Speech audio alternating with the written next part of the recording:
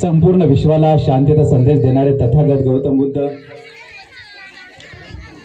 त्यांच्याच मार्गावरती मार्गक्रमण करणारे संत चारवाक, जे का रांजले गांजले म्हणावे आपुले, तोची साधू ओळखावा देव तेथेच जाणावा, अशी खऱ्या संतांच्या आणि साधूंची परिभाषा सांगणारे जगद्गुरु तुकोबाराय. अरे जा आणि तुमच्या घरांच्या भिंतींवरती लिहा की मला तुमच्यातला राष्ट्रपती आणि तुमच्यातला पंतप्रधान बघायचा आहे.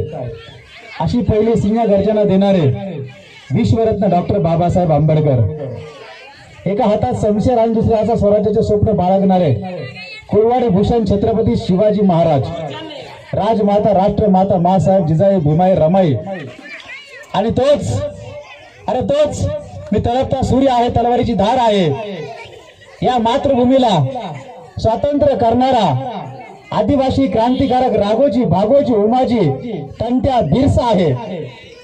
आणि ज्यांचं या संपूर्ण पंचकृषीच्या मातीला अतिशय महत्वाचं योगदान लाभलेलं आहे, त्या सर्व इथल्या अर्थात आळंदी डॅमच्या भूमिपुत्रांना मानाचा जय शिवराय, जय भीमराय, जय आदिवासी करतो.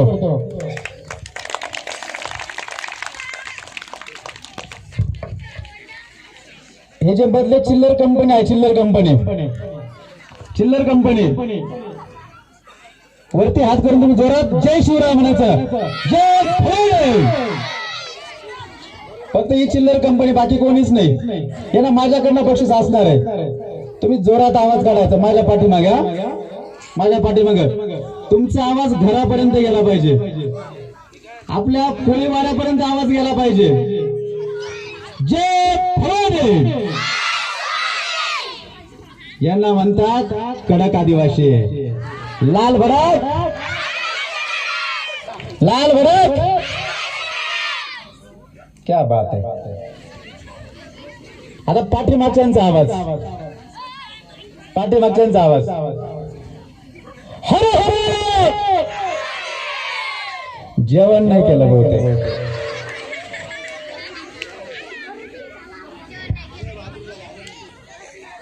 सगळ्यांचा एकत्र आवाज आला पाहिजे, सगळ्यांचा एकत्र आवाज आला पाहिजे. जय भीम, जय भीम, जय भीम. अरे बोल बोल जय भीम. हरे हरे, हरे हरे, हरे हरे. येते परत लाल भडक, लाल भडक, लाल भडक. अरे लाल भडक, अरे लाल भडक. जोरात आवाज आहे पोरांचा.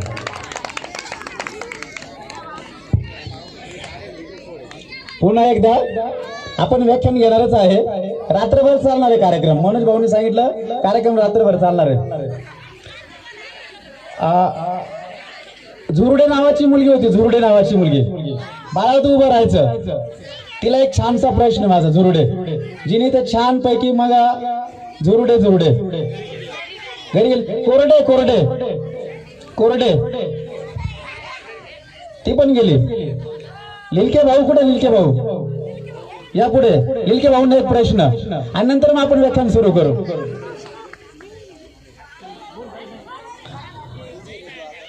लिलके दादा, सरांच्या अंगामध्ये शर्टचा रंग कोणता आहे? ज्या सरांनी अतिशय छान डान्स केला त्यांच्या अंगातला शर्टचा रंग कोणता? रंग कोणता शर्टचा? शर्टचा ब्लॅक, काळा का? शाळेमध्ये जो फळ असतो त्याचा रंग कोणता? पंढरपूरच्या पांडुरंगाचा रंग कोणता? माझा रंग कोणता? बायकोला सांगून जाऊन माझ्या, मला काय काळा म्हणता का? काळा म्हणतात मला. लाल भडक, लाल भडक. हेच इंजेक्शन लागणार आहे बहुतेक शेवटपर्यंत. ठीक आहे, चला ओके. ठीक आहे भाऊ, ओके. आणि अरे मातीचा एखादा ढेकूळ हातात घ्यावा, तो अरे पाण्यात टाकावा. पाण्यावरती तवंग असेल ना तो सुद्धा रक्ताचा असेल. इतकं रक्त या मातीला, या मातृभूमीला स्वातंत्र्य करण्यासाठी आमच्या आदिवासी पूर्वजांनी सांडवलेलं आहे. अरे म्हणूनच 350 वर्षानंतर आज या आळंदी गावामध्ये छत्रपती शिवरायांच्या विचारांचा जागर जो मोठ्या प्रमाणामध्ये केला जातोय ना, त्याला सगळ्यांच्या वतीने मानाचा मुजराच केला पाहिजे, मानाचा मुजराच केला पाहिजे. आणि म्हणून म्हणतो, अरे तलवारीला घासल्याशिवाय धार नाही, अरे तलवारीला घासल्याशिवाय धार नाही. आणि या देशाला, आळंदी गावाला छत्रपती शिवराय, भीमराय, राघोजी भांगरेंशिवाय पर्याय नाही, पर्याय नाही, पर्याय नाही. आता लहानल्या मुलांसाठी जंगलाला लागलेल्या वणव्याला आग म्हणतात. काय म्हणतात? जंगलाला लागलेल्या वणव्याला आग म्हणतात. संगीतातील गायनाला राग म्हणतात.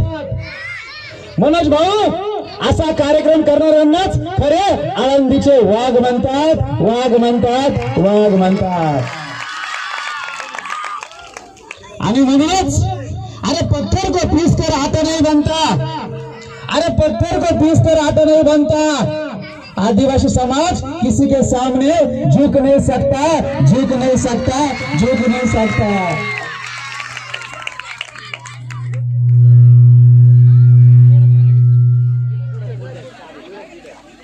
नंतर पुढे येणार आहे मी, नंतर पुढे येणार आहे.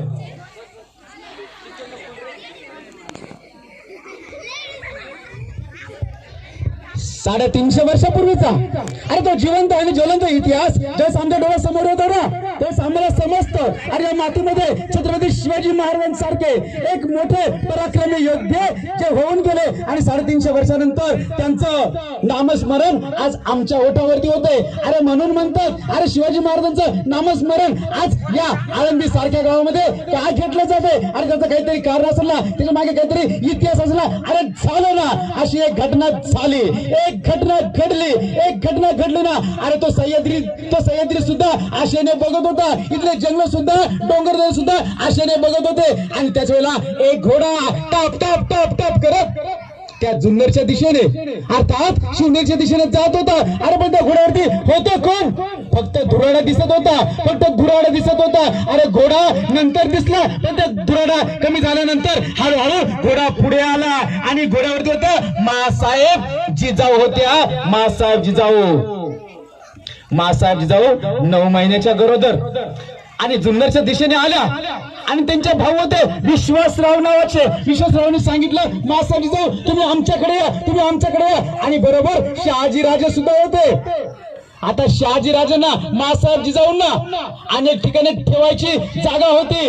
रायगड होता, राजगड होता, असंख्य किल्ले होते, सिंहगड होते. पण त्यांनी नेमकंच जुन्नर अर्थात शिवनेरी किल्ला का निवडला?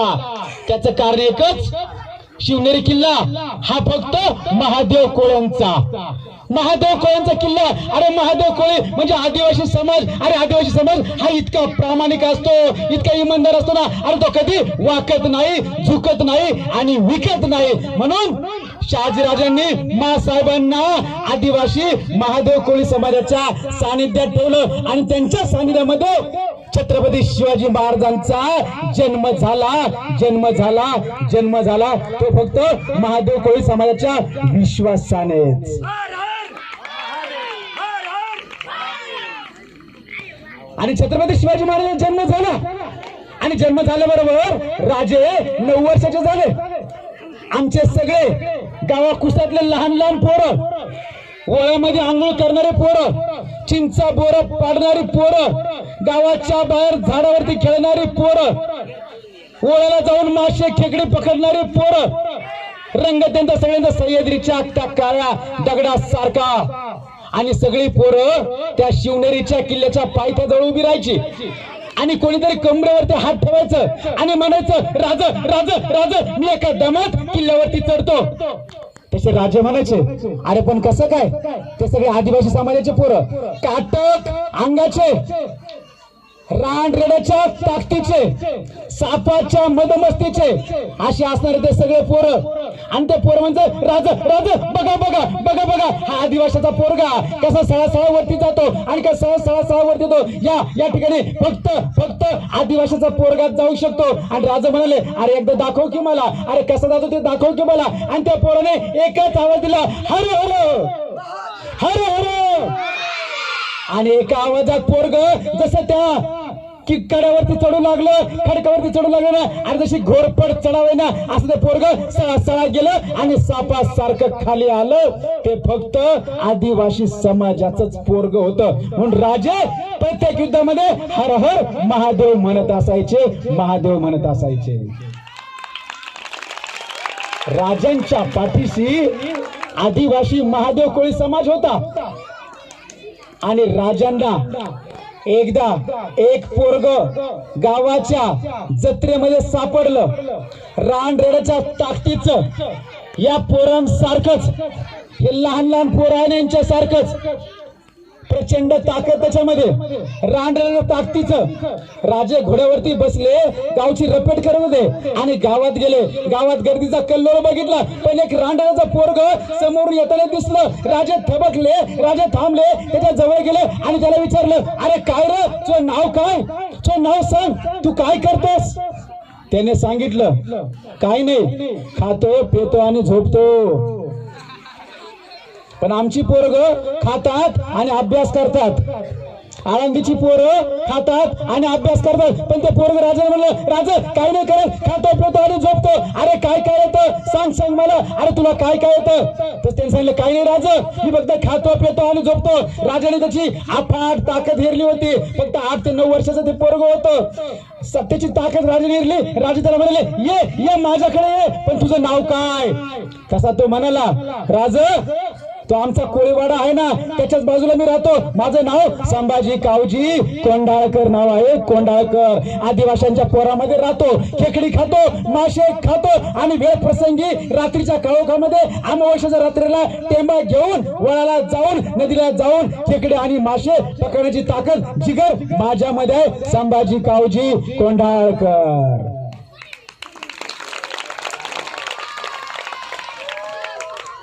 असेच राजे एकदा आपल्या आळंदीच्या पोरांसारखेच गावात शिवात राहणारे, शेतीमध्ये काम करणारे, पाड्यामध्ये राहणारे 10-15 पोरणा घेऊन राजे जंगलामध्ये तलवार बाजीचा खेळ खेळत असायचे.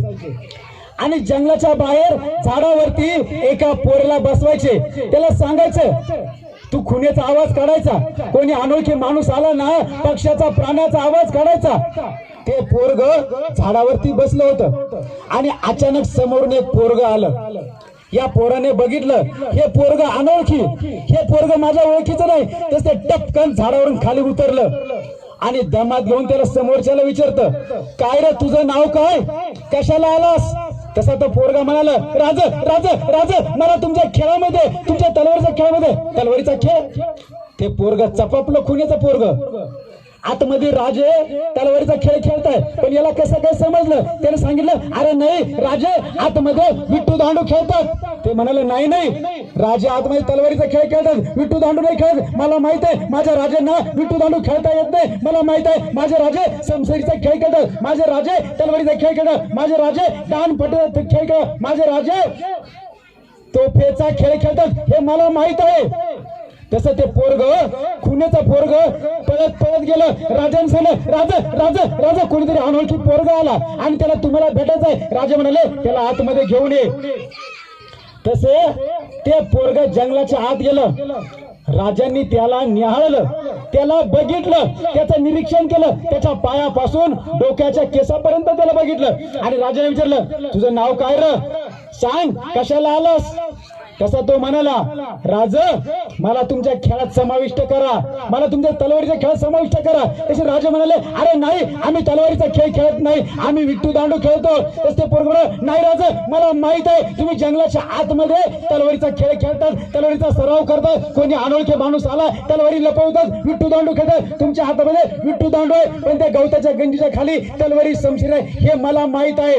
राजाने हेरलं हे पोरग हुशार आहे, याचं ज्ञान अचूक आहे, सूक्ष्म निरीक्षण याचं आहे. अरे सांग तुझं नाव काय, अरे सांग तुझं नाव काय.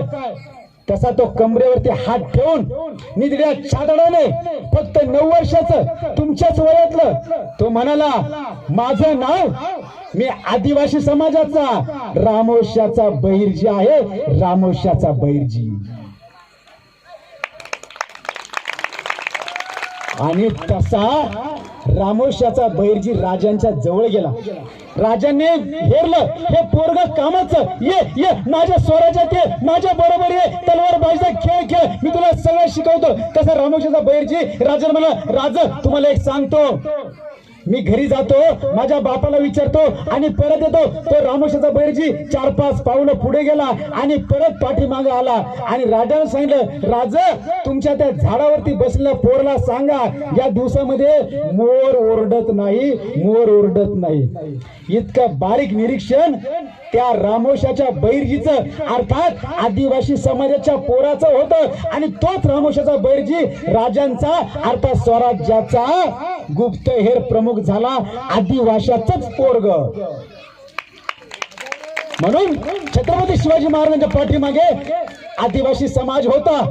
आदिवासी समाज निधड्या छादडाने राजांच्या पाठीमागे उभा राहिला होता.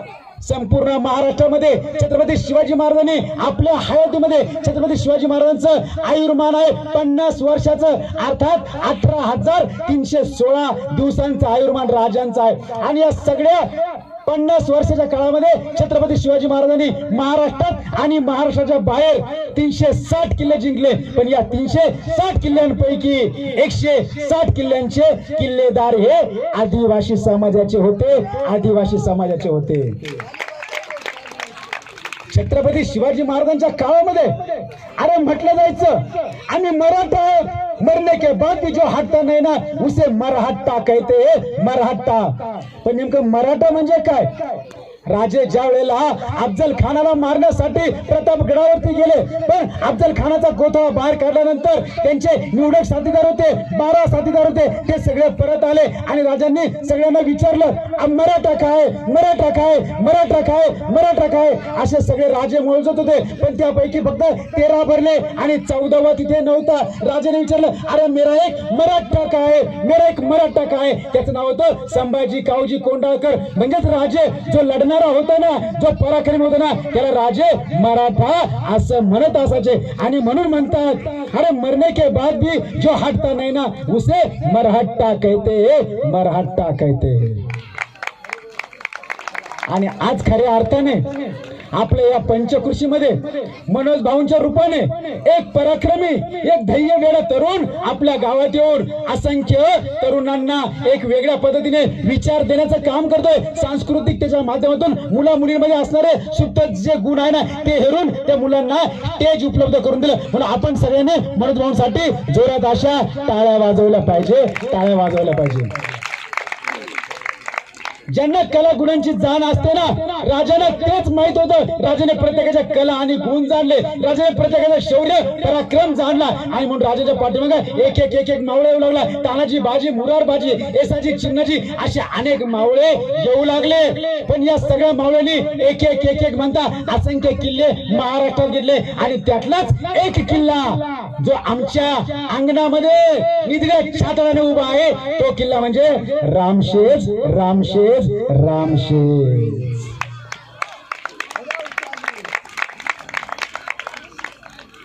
रामशेज किल्ला, रामशेजचा इतिहास ज्यावेळेस आम्ही आमच्या डोळ्यासमोर आणतो ना, हे सगळे आदिवासी सरदार आमच्या डोळ्यासमोर येतात. अरे मनाजी मोरे हा आदिवासी समाजाचा, रंबाजी मोरे हा आमच्या आदिवासी समाजाचा. असे आदिवासी समाजाचे सरदार आणि नेते मावळे हे रामशेज किल्ला त्या काळात सांभाळत असायचे. छत्रपती शिवाजी महाराजांना सुरत लुटण्यासाठी जायचं होतं, पण जात असताना त्यांनी रामशेजचा मार्ग निवडला. पण निवडत असताना शेजारी देहरगड नावाचा एक छोटासा किल्ला आहे. तो देहरगड म्हणजे टेळीचं ठिकाण होतं. देहरगड म्हणजे महाराष्ट्रातून सुरतकडे जाणाऱ्या गाड्या आणि सुरतकडनं महाराष्ट्रात येणाऱ्या बैलगाड्या, टांगे यांचं टेळीचं ठिकाण असायचं. आणि त्या टेळीच्या ठिकाणामध्ये आमचा सगळे अतिशय बाणेदार, अभिमानाने उभा असणारा त्या दिल्लीच्या तख्ताला हलवणारा किल्ला म्हणजे आमच्या गावाजवळचा किल्ला असणारा म्हणजे तो म्हणजे रामशेज किल्ला, रामशेज किल्ला, रामशेज किल्ला. दिल्लीच्या तख्तावरती असणारा ते औरंगजेबाचं लक्ष आमच्या नाशिक वरती आलं, नाशिक वरती म्हणजे रामसेज वरती आलं, रामसेज वरती म्हणजे आमच्या आळंदीवरती आलं, आळंदीवरती म्हणजे आमच्या आळंदीच्या असणाऱ्या पाण्याच्या धरणावरती त्या काळामध्ये त्या औरंगजेबाचं लक्ष होतं, करडी नजर होती, त्याचं लक्ष म्हणजे घोरपडी सारखं लक्ष होतं. त्याला पाहिजे होता एकच किल्ला, एकच किल्ला मुझे चाहिए, एक छोटासा किल्ला मुझे चाहिए, पण त्याला तो रामशेज नावाचा किल्ला घेता आला नाही, कारण त्या किल्ल्याच्या अवतीभोवती लढणारे सगळे आमचे आदिवासी बांधव होते आणि या आदिवासी बांधव छत्रपती शिवाजी महाराज, संभाजी महाराज यांच्या खांद्याला खांदा लावून लढत होते. असा इतिहास हा रामशेजचा आहे, रामशेजचा आहे. म्हणून 350 वर्षानंतर छत्रपती शिवाजी महाराजांचं नाव आम्ही उगीच घेत नाही. अरे त्याच्या पाठीमागं कारणच ते आहे ना, अरे शिवाजी शिवाजी शिवाजी शिवाजी. त्या सळसळणाऱ्या पानांना विचारा, ते सांगतील शिवाजी काय आहे. अरे त्या डोंगरावरती नाचणाऱ्या गवताला विचारा शिवाजी काय आहे, आणि त्या पाण्यावरती असणाऱ्या लहरींना विचारा शिवाजी काय आहे. अरे उलट जर नाव केलं ना जीवाशी जीवाशी जीवाशी, अरे जो आयुष्यभर आदिवासी समाजासाठी, बहुजनांसाठी, सगळ्या 18 पगड जातींसाठी जो जीवाच्या पलीकडे लढत राहिले ना, त्यांनाच शिवाजी शिवाजी शिवाजी असं म्हटलं गेलं. म्हणून छत्रपती शिवाजी महाराज आणि छत्रपती शिवाजी महाराजांचं सगळ्यात महत्वाचं वैशिष्ट्य, अरे छत्रपती शिवाजी महाराजांकडे 7 घोडे होते. अरे कृष्ण नावाची त्यांची अतिशय प्रामाणिक आणि इमानदार अशी घोडी होती. आणि त्या कृष्णाचा सगळ्यात मोठी सेवा करणारा जर कोणी जर व्यक्ती होता ना, तो आमचा आदिवासी रामोशाचा बहिर्जी नाईक होता. शिवाजी महाराजांना छत्रपती म्हटलंय, शहाजी राजांना राजे म्हटलंय, संभाजी महाराजांना छत्रपती म्हटलंय, राजारामांना छत्रपती म्हटलंय. पण या सगळ्या छत्रपतींना मदत करणारे जर कोणी जर असेल ना, तर ते फक्त प्रामाणिकपणे सगळे बहुजन अर्थात आदिवासी समाज होता, आदिवासी समाज होता. आणि घटना घडली, रायगडावरती राजे आपला संपूर्ण राज्य कारभार, स्वराज्याचा राज्य कारभार करत होते.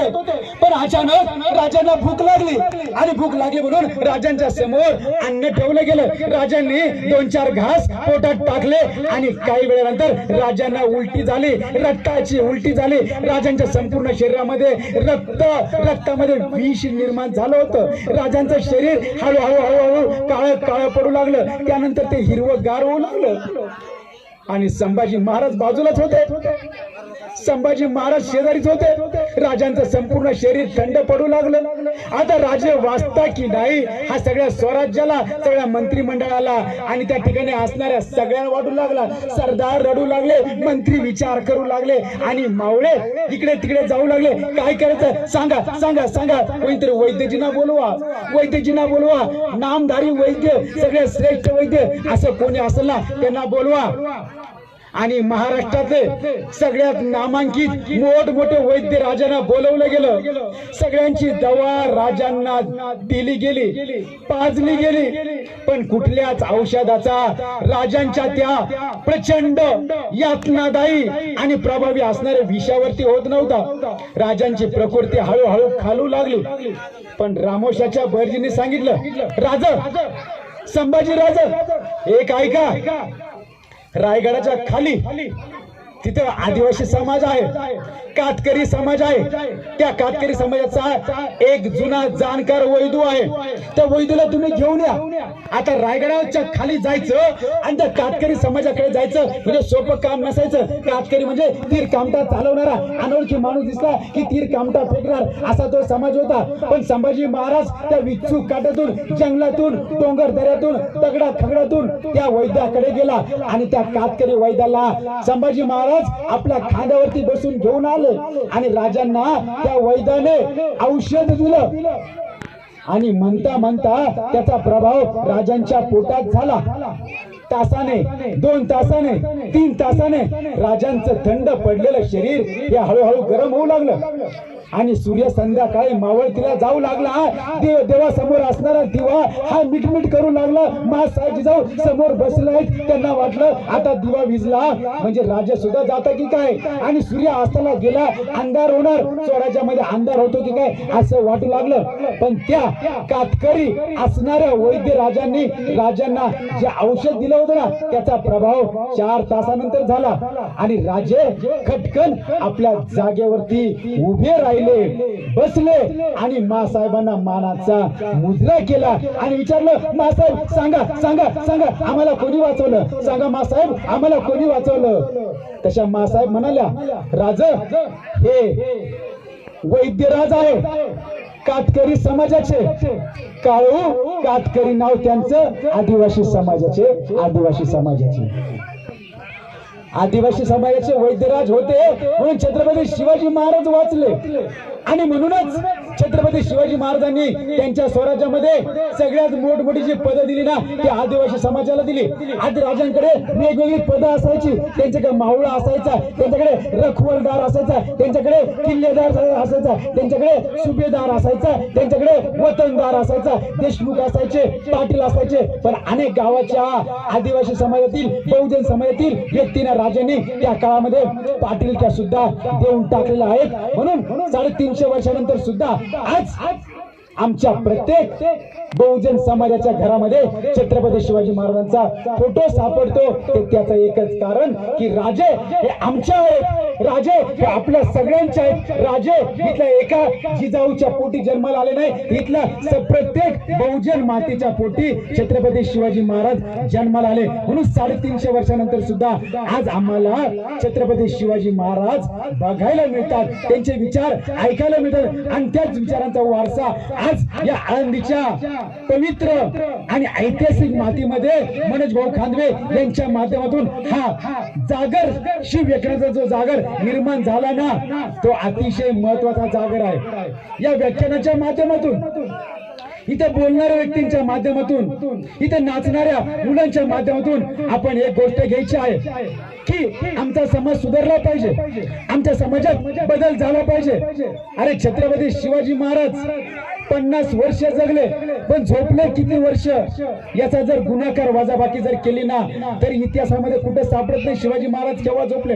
अरे सुरतेला गेले, सुरतेला गेल्यानंतर छत्रपती शिवाजी महाराजांनी सुरतेला जी लूट केली त्या लुटेमध्ये 7,000 होन इतका ऐवज महाराष्ट्रात आणला. पण हा ऐवज आणत असताना त्यांच्या बरोबर जे घोडे असायचे ना, पुढे एक घोडा असायचा, बसलेला मावळा असायचा, तोच फक्त जागर असायचा, तोच फक्त बसलेला असायचा, बाकी सगळे मावळे घोड्यावरती बसून झोपत असायचे. राजांचं नियोजन त्या काळात इतकं असायचं आणि राजांनी फक्त ढाल आणि तलवारीच नाही चालवल्या, राजांनी परिवर्तन आणि बदल केला. राजे गावागावात जायचे, आळंदी सारख्या गावात जात असायचे आणि गावातल्या शेतकऱ्यांना सांगायचे, सगळ्या बहुजन शेतकऱ्यांना सांगायचे, जो बांधावरती काम करतो ना, जो कष्टकरी समाज आहे ना त्या समाजाला सांगायचे, शेतकऱ्याला सांगायचे, अरे रात्रीच्या वेळेला झोपताना सुद्धा तुझ्या घरातला दिवा बंद कर. त्याचं कारण असं, जर दिवा जर चालू राहिला एखादा उंदीर येणार, त्याला धक्का लागणार, गंजी पेटणार आणि सगळं गवत पेटून जाणार आणि मग 1 वर्ष बैलांना उपास मार करावा लागेल. इतकी काळजी छत्रपती शिवाजी महाराज घेत असायचे.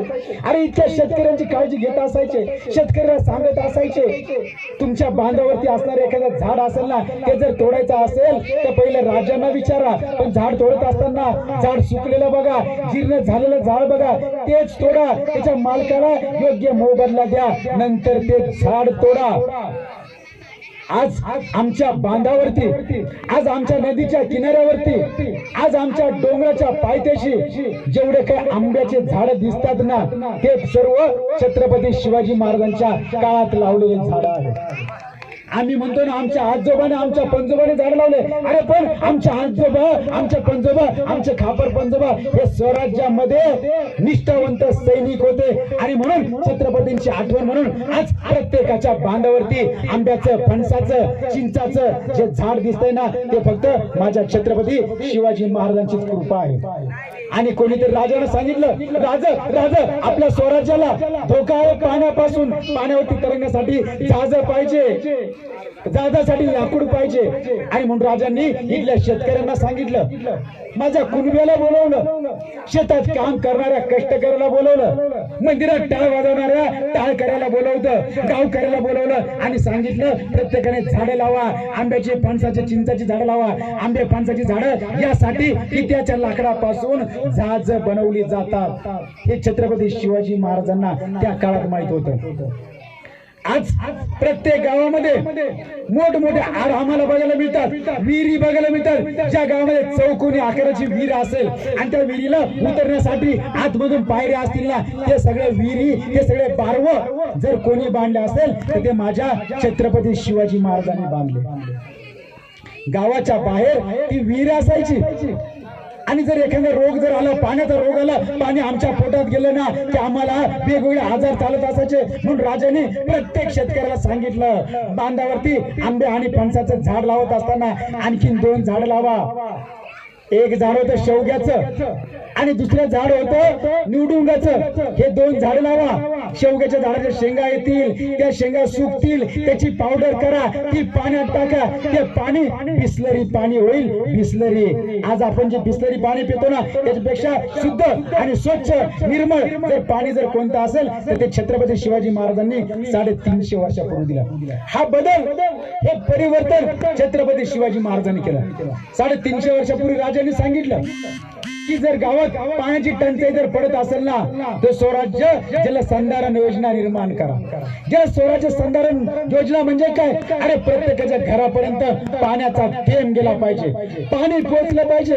ही योजना 350 वर्षापूर्वी शेतकऱ्याच्या घरापर्यंत, त्याच्या मनापर्यंत, त्याच्या शरीराची आणि त्याच्या मनाची तहान भागवण्याचं काम राजांनी केलं. राजांनी, म्हणून छत्रपती शिवाजी महाराज आणि छत्रपती शिवाजी महाराजांना शहाजी राजांनी भगवा ध्वज दिला, एक राजमुद्रा दिली, प्रतीप चंद्र लेखे वे वर्दी विष्णू वंदिता शासनो शिवशाह मुद्र भद्राय राजते.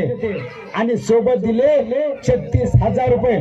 पण ज्यावेळेस राजांचं महापरिनिर्वाण झालं आणि त्यानंतर राजांचं सैन्य, राजांचे मावळे 3 लाख मावळे होते आणि राजांची संपत्ती ही 72,000 कोटी होऊन होती. जगामध्ये इतके श्रीमंत व्यक्ती कोणीच नव्हतं, इतके राजा श्रीमंत होते. म्हणूनच मनोज भाऊ, आज श्रीमंत व्यक्तींच्या मनाला स्पर्श करण्यासाठी जर अशा जर व्यक्ती जर कुठे असेल ना तर त्या फक्त या आळंदी गावामध्ये बघायला मिळतात. आणि इथलं एक वैशिष्ट्य, या आळंदी गावचं एक वैशिष्ट्य, या आळंदी गावामध्ये इथे जुने जाणकार बरीचशी मंडळी आहे. टोंगर आहे का कोणी? टोंगारी, टोंगारी आहे कोणी? शाबास, टोंगाऱ्यांसाठी टाळा वाजवा. त्याचं कारण, अरे ज्या वेळेला या पंचकृषीमध्ये पाण्याची टंचाई निर्माण झाली, अरे इथं इथं इथं जमिनी चांगल्या होत्या, काळ्या काळ्या जमिनी होत्या. या काळ्या काळ्या जमिनीमध्ये हिरवीगार मोत्यासारखी पिकं येण्यासारख्या जमिनी होत्या. कष्ट करणारा वर्ग येत होता, पण इथं पाणी नव्हतं, पाणी नव्हतं. पण त्या पाण्यासाठी एखादं धरण पाहिजे. अरे धरण तयार केलं जाईल का? अरे धरण कोणी बांधल का? आणि धरणाची जागा ठरली गेली. जे जुनं गाव होतं ना ते गाव उठवलं गेलं आणि त्या ठिकाणी आळंदी नावाचा धरणाची कुदळ मारली गेली. पण कुदळ मारत असताना मोठा खड्डा होता, त्या खड्ड्याच्या शेवट खाली कोणी नारळ फोडेल का असा प्रश्न निर्माण झाला. अरे कोण जाईल 500 मीटर खाली, म्हणजे अर्धा किलोमीटर खाली पाण्यात कोण जाईल? नारळ कोण फोडेल? आणि त्या ठिकाणी धरणाला दरवाजे लावले जातात. आज आमच्या धरणाला दरवाजा आहे आणि या दरवाजाला कुलूप कोण लावल? साखळ्या कोण लावल? असा एखादा राजबिंडा, एखादा व्यक्ती आहे का? अरे ज्याच्या जिगरमध्ये, ज्याच्या अंगामध्ये शिवाजी महाराजांचं, राघोजी भांगरेंचं, बिरसा मुंडाचं, डॉक्टर बाबासाहेब आंबेडकरांचं सळसळतं रक्त आहे का? अरे असा कोण आहे का? अरे होता ना कोचर गावचा आमचा आला ना, आणि त्याने त्या पाण्यात उडी मारली, सुळक मारली आणि तो खाली गेला. अरे तो गेला खाली, नारळ फोडलं, साखळ्या घेतल्या, तिथे त्याने कुलूप लावलं आणि तो वरती आला आणि तो म्हणाला, अरे मी दुसरा तिसरा कोण नाही, मी तोच आहे. अरे मी तोच आहे ज्याचं नाव आहे दशरथ टोंगारे, दशरथ टोंगारे, दशरथ टोंगारे. भाऊ हा इतिहास आहे आपला. हे फक्त शिवाजी महाराजांच्याच नावाने होत असतं. दुसरी गोष्ट, दिंडोरीच्या तहसीलला किती लोक गेले? तहसीलला दिंडोरीच्या तहसीलला किती जण गेले? बरेच जण गेले. मनोज भाऊ याच्यानंतर गेले ना तहसीलदारच्या कॅबिन मध्ये घुसताना डाव्या बाजूला एक कोनशिला लावलेली आहे. त्या कोनशिलेवरती एक नाव आहे, कॅप्टन डंबाळे. कॅप्टन डंबाळे, अरे आदिवासी समाजाचा कॅप्टन. दुसऱ्या महायुद्धामध्ये ज्याने विमान चालवलं आणि दुश्मन असणाऱ्या देशांना धाड धाड धाड धाड कोसळवलं. आणि तोच कॅप्टन डंबाळे खाली आला. दिंडोरीत मोठा सत्कार झाला आणि विचारलं, डंबाळे भाऊ तुम्हाला ही प्रेरणा कोणामुळे मिळाली? त्याने सांगितलं, माझ्या छत्रपती शिवाजी महाराजांमुळे मिळाली. त्यांचं नाव तिथे कोरून ठेवलं. आमचं नाव कुठे असतं? घराच्या बाहेर. काय नाव असतं? कुत्र्यापासून सावध राहा. आमच्या आजोबाचं घर होतं. आमच्या आजोबाच्या घरावरती नाव असायचं, आई वडिलांचा आशीर्वाद. बरोबर. आजोबा गेले, आमचे आई वडील आले, त्यांच्या घरावरती नाव असतं मातृ पितृ छाया. बरोबर. आता आमच्या घर आले, आमच्या घरावरती नाव असतं कुत्र्यापासून सावध राहा.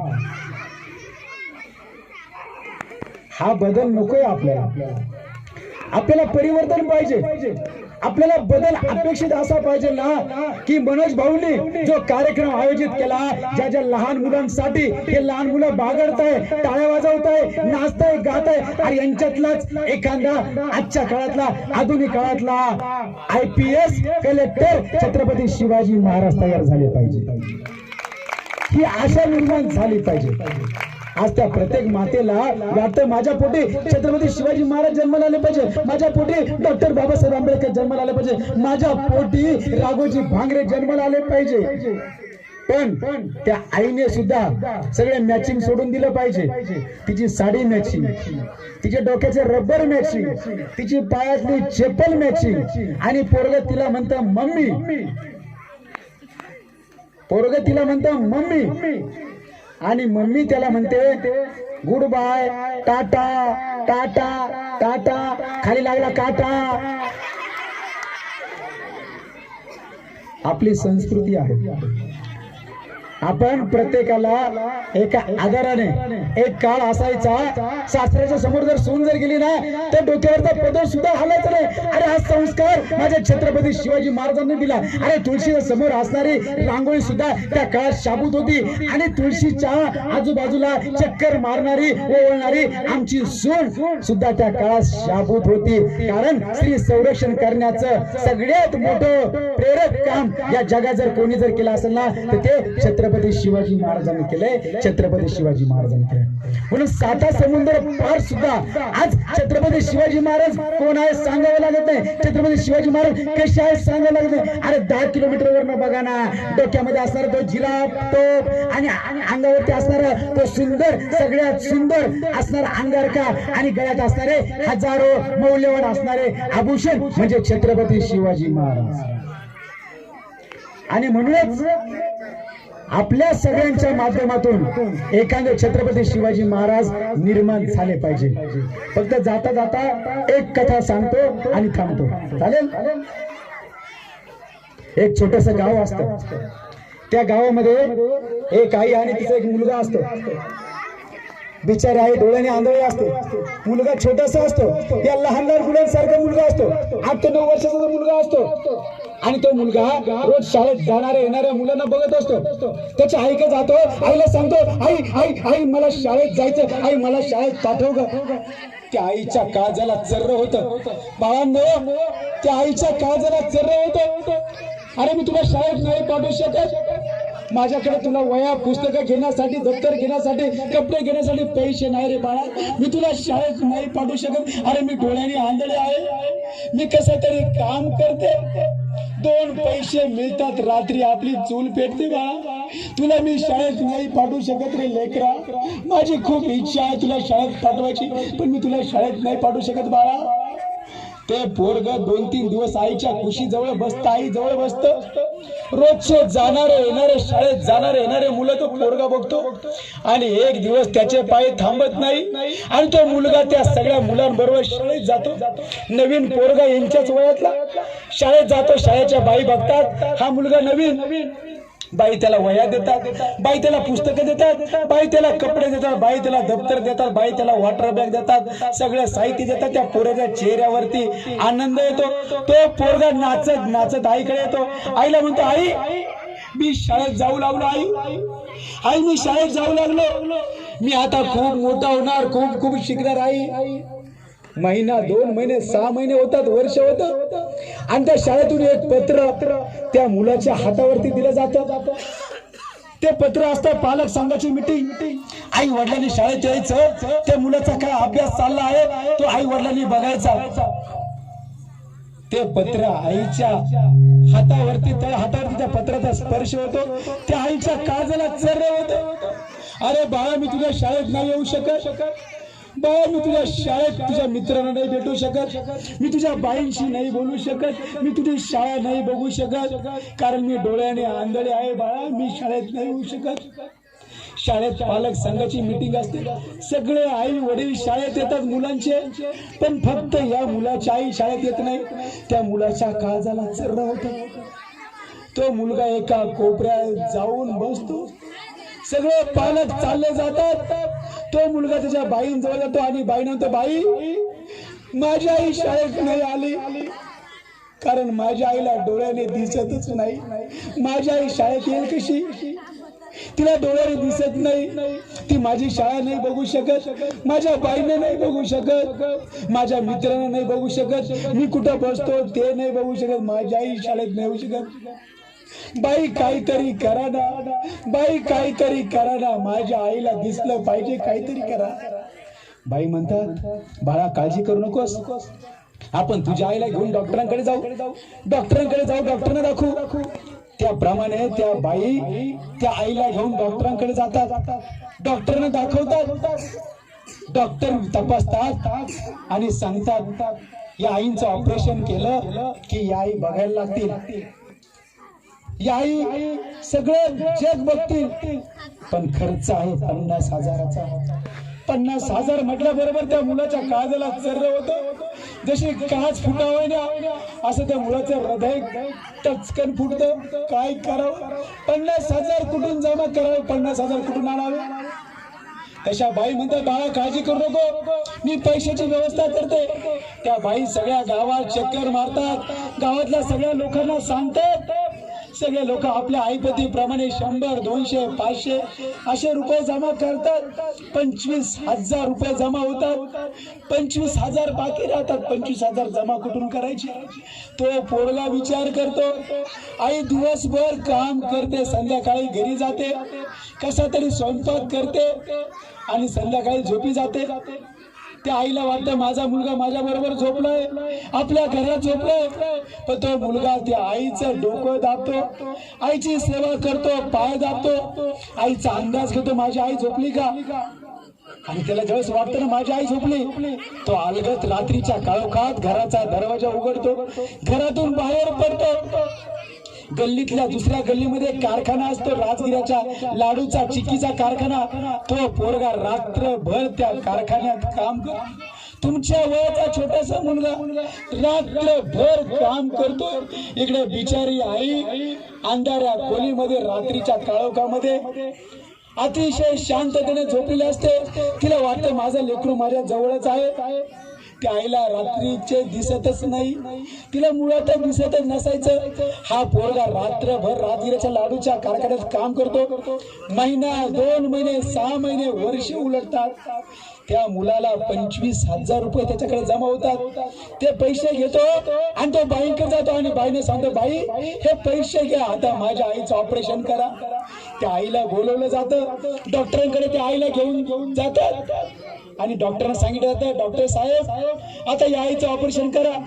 डॉक्टर डोळ्याचं ऑपरेशन करतात आणि आईला जवळ जाऊन विचारतात, आई माऊली सांगा तुम्हाला पहिलं कोणाला बघायचं, माऊली सांगा तुम्हाला पहिलं कोणाला बघायचं, आई सांगा तुम्हाला पहिलं कोणाला बघायचं. तशी ती आई म्हणते, मला माझ्या लेकराला बघायचं, मला माझ्या काळजाच्या तुकड्याला बघायचं, त्याला माझ्या पायाजवळ उभं करा. डॉक्टर त्या मुलाला पायाजवळ उभं करतात. आईच्या डोळ्यावरच्या सगळ्या पट्ट्या काढल्या जातात, कापसाचे डोळ्यावरचे बोळे फेकले जातात. आईला सांगतात, आई आता अलगद पद्धतीने डोळे उघडा, डोळे उघडा. आई प्रयत्न करा डोळे उघडण्यासाठी. ती आई डोळे उघडते. आईच्या पापण्या लवलवतात, आईच्या पापण्या हलतात. डॉक्टर विचारतात, आई काही दिसतं का? ती आई म्हणते, काहीच नाही, फक्त मान खालवते, काहीच नाही. त्या मुलाच्या काळजाला चर्र होतो, त्याच्या डोळ्यातून पाणी येतं, तो रडू लागतो. हंबरला फोटो, डॉक्टर बघा ना, डॉक्टर बघा ना, डॉक्टर बघा ना, माझी आई काय बघत नाही, डॉक्टर बघा ना. डॉक्टर सांगतात, आई आणखीन प्रयत्न करा, आणखीन प्रयत्न करा. ती आई डोळे उघडण्याचा प्रयत्न करते, तिच्या पापण्या पुन्हा हलतात, लवलव करतात. आई डोळे उघडते. आईला विचारतात, काय दिसतं का? आई म्हणते, काहीच दिसत नाही. तो मुलगा डोक्याला हात लावतो, खाली बसतो, गुडघे टेकून खाली बसतो, जोरात आंबरडा फोडतो. आई आई आई विवळतो. आई बघ ना ग, येतात तुझ्या मुलाकडे बघ ना ग, आई बघ ना ग. डॉक्टर सांगतात, आई शेवटचा एक प्रयत्न करा. आई डोळे उघडते. डोळे उघडले जातात आणि आईला विचारलं जातं, आई आता काही दिसतं का? ती आई सकारात्मक मान हलवते, दिसतं मला, माझा मुलगा दिसतो, माझा अंधुक मुलगा माझ्या डोळ्यासमोर दिसतो, माझा मुलगा मला डोळ्यासमोर दिसतो. आई त्या मुलाला म्हणते, बाळा माझ्या जवळ रे, बाळा माझ्या खुशी दे रे, बाळा माझ्या जवळ. अरे तुझ्या सारख्या लेकराला मी जन्म घातला, माझी खुश भरली बाळा, माझी खुश धन्य झाली बाळा. अरे तू कधी खाऊ मागितला नाही, तू कधी पत्तासे मागितले नाही, कधी जिलेबी मागितली नाही, कधी कपडे मागितले नाही, कधी दप्तर मागितले नाही, पण तुझ्या आईने हे विश्व बघावं, तुझ्या आईने डोळे चांगले करावे यासाठी रात्रंदिवस तू कष्ट केले बाळा. आज तुझ्या आईचं चीज झालं बाळा, तुझ्या आईचं चीज झालं. पण आजची पोरं काय करतात? अरे दुनियाच्या जत्रेत रमतात, आपल्या आई बापाला विसरून जातात. पण मनोज भाऊ, तुम्ही या सगळ्या मुलांच्या मनामध्ये आई आणि वडिलांचं असणारं प्रेम छत्रपती शिवाजी महाराजांच्या विचारधारेमुळे निर्माण केलं. बाळांनो, आपल्याला तेच करायचं. आपल्या आई वडिलांच्या हाताला कधी चटका बसणार नाही आणि आपल्या आई वडिलांच्या डोळ्यातून कधी आसवं येणार नाही, याची काळजी आपण घ्यायची असते. आणि म्हणूनच मनोज भाऊ, तुमच्या रूपाने आळंदी गावातील सगळ्या मुलांची पावलं ही छत्रपती शिवाजी महाराज, डॉक्टर बाबासाहेब आंबेडकर, राघोजी भांगरे, बिरसा मुंडा यांच्या विचारांवरती पडो आणि या आळंदी गावातून भविष्यामध्ये असंख्य कलेक्टर घडो एवढी आशा बाळगतो. आणि या शिवजयंतीच्या लखलखत्या चैतन्याला अखेरचा मानाचा सगळ्या माता भगिनींना वाकून मुजरा करतो आणि थांबतो.